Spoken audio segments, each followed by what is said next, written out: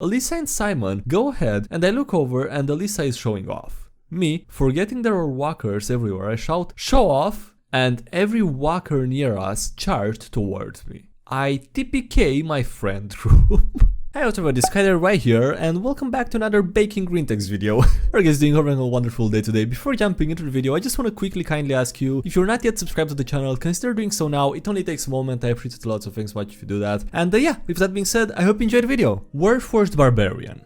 I had a player in one of my groups who wanted to play a Warforged Barbarian. Apparently, he was told by several other GMs that it wouldn't make sense to have a state-of-the-art creation be a tribalistic warrior. They also told him that it wouldn't work due to the Warforged not having the capability of emotions like sadness, courage, or rage. I thought it would be an interesting idea, so I modified my setting to explain how it was possible. About a few hundred years before the present day, there was a massive war between several different races. During this war, gnomes developed automatons that could fight for them in the war. They were very hardy and strong with a basic AI, quote-unquote, that had the capability of learning.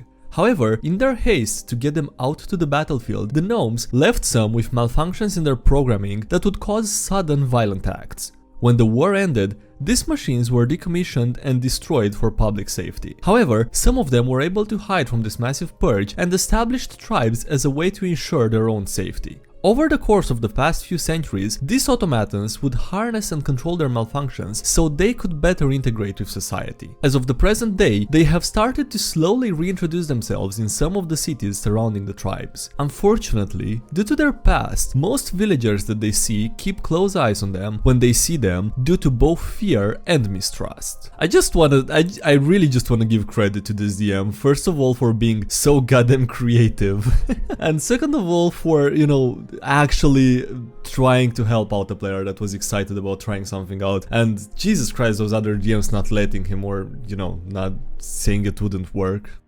The edgiest of DM types, aka Grimdark.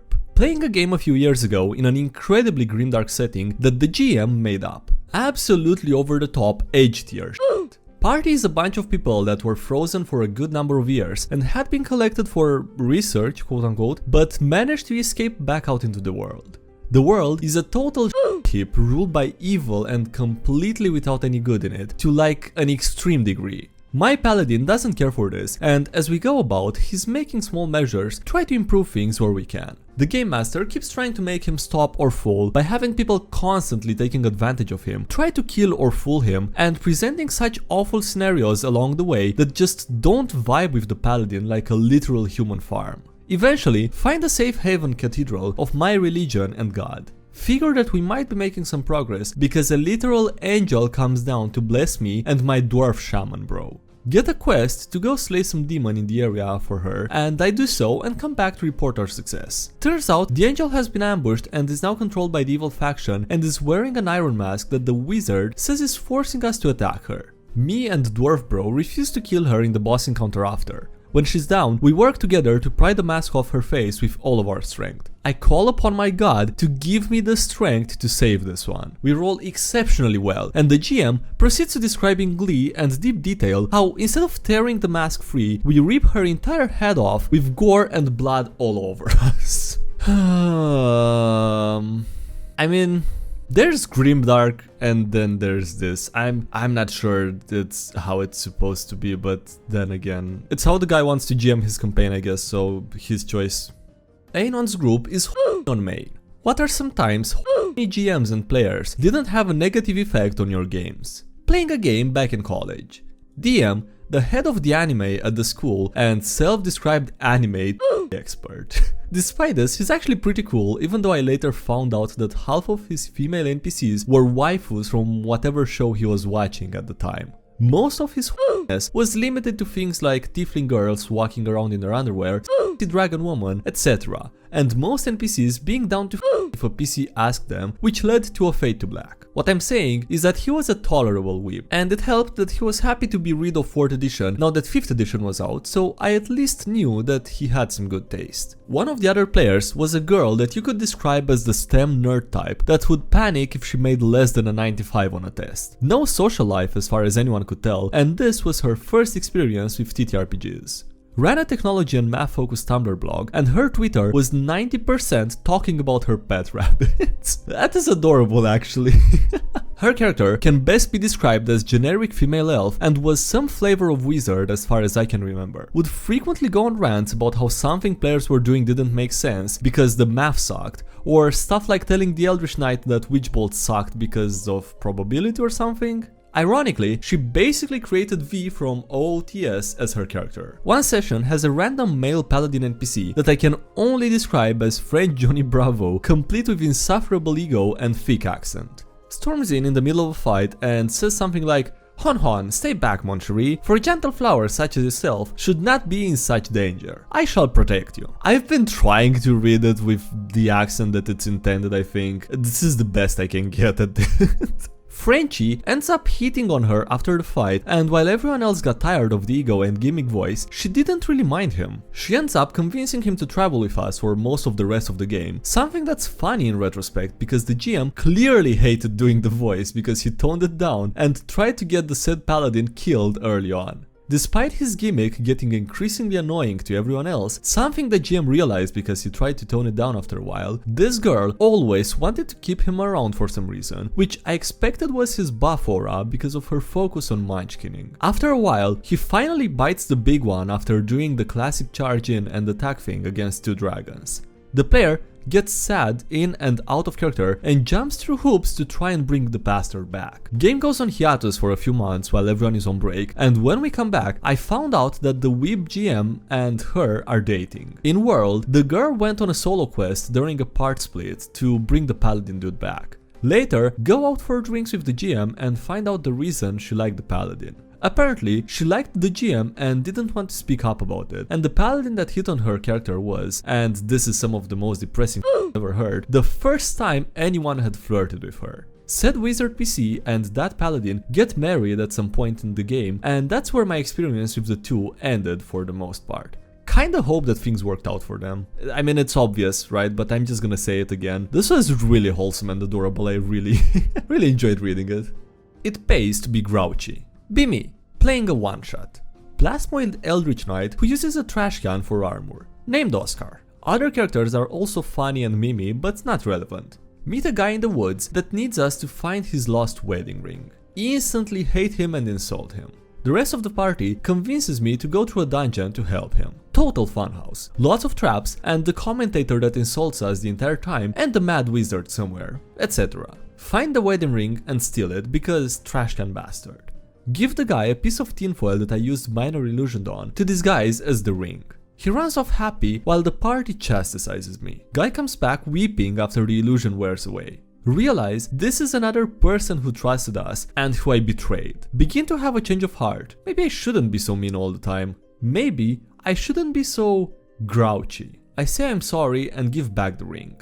Mistake, that JPEG. The guy puts on the ring and exclaims that it's his wizard's ring and teleports away. My face when the guy was the mad wizard that made the dungeon. My face when my grouchiness was entirely justified. My face when I learned absolutely nothing and continued to be a grouchy bastard. Okay, I'm not sure that's the takeaway from that, because like even if they betray your trust, that doesn't mean you should be grouchy and not trust them from the start. I don't know.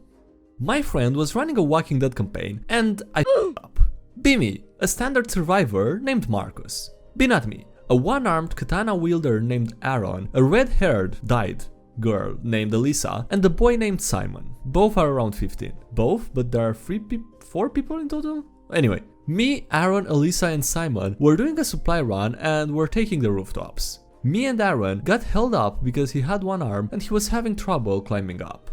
I stay back and help him up. Alyssa and Simon go ahead and I look over and Alyssa is showing off. Me, forgetting there are walkers everywhere, I shout, "Show off!" and every walker near us charged towards me. I TPK my friend group. That's a lesson learned, at least, hopefully. I want a new character, damn it. Be me, min-maxed ranger in Ravenloft. Be not me, completely roleplay focused group with bad builds but fun skills. Be me, be ashamed that my character is too strong for the campaign and I have an idea. Go out like a boss in combat. A fight with a pack of zombies starts. 15 zombies versus me and the group. I crit and confirm crits 11 times in a row. I didn't want this. I wanted death. We open roll, so I can't lie about the crits and confirms. We win the fight and everyone cheers.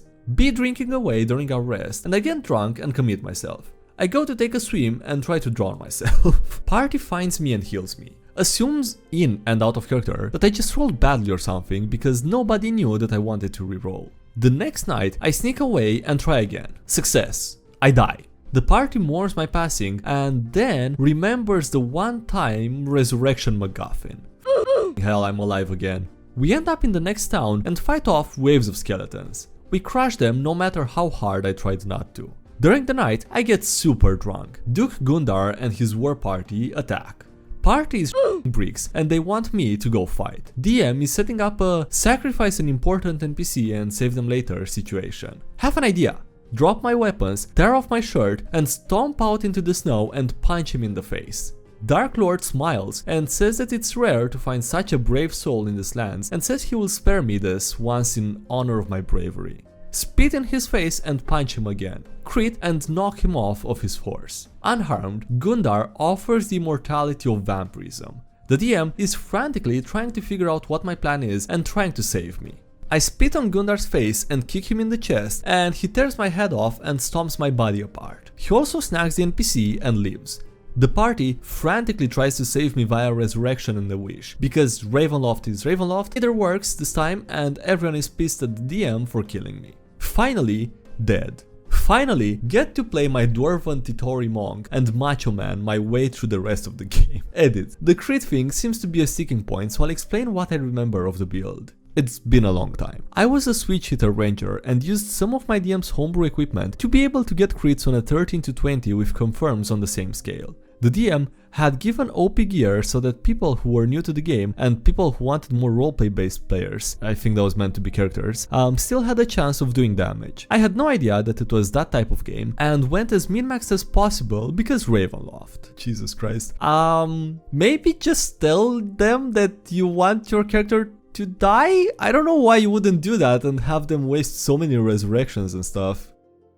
Looks like Frostbark is worse than his frostbite. Be me. 18th level barbarian in 5th edition. Be not me. Necromancer and druid. DM has a strong no puns policy due to the party constantly making jokes during dramatic speeches. The first one is free, and then 1d12 psychic damage per turn, per pun. Be fighting a white dragon. Dragon has been recharging its breath weapon just about every round, so DM has just been freezing our collective hanging bits off. Necromancer is very low health, so he runs out of sight to hide behind a building. Dragon can't reach them, so starts wailing on me and the druid while the Necromancer starts summoning helpful allies. After one last breath weapon, I hear the Necromancer player mutter something under their breath. DM looks at them. Necromancer player looks down at their shit. Screw it, says the Necromancer player.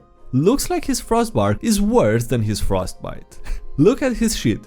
He's on 2 health and DM rolls a 4. Necromancer is knocked unconscious, failed his death saves and bleeds out behind the building. Worth it, says the Necromancer player. Absolutely worth it. Also, this kind of works like a reverse vicious mockery, kind of. Interesting approach. Alright, on that note, that's gonna be it for today's video. So thanks so much for watching, I hope you enjoyed. Don't forget to like if you did and subscribe for more if you haven't already. Also, thank you to everyone supporting the channel on Patreon as well as YouTube and Twitter. Also, thanks so much for that. Links below if you want to check those out, this video, social media, and yeah, that's it. Thanks for watching. I'll see you next time. Have a great day. Bye.